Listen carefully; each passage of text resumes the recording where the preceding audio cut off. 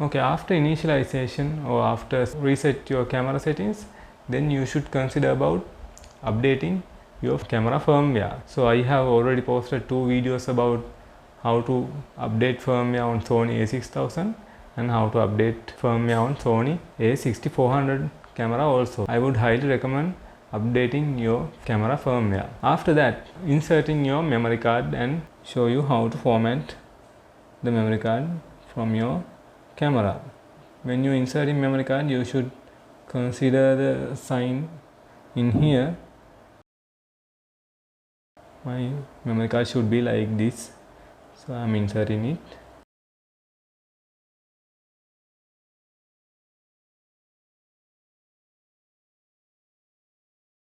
And my camera is still after initialize, so I haven't touched it. There might be some useless data, so those things will be deleted. Make sure you have backup all your memory card data.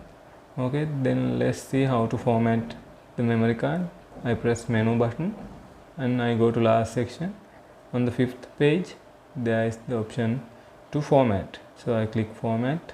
So make sure to backup all your data, then I click enter. Now my memory card will be fully formatted.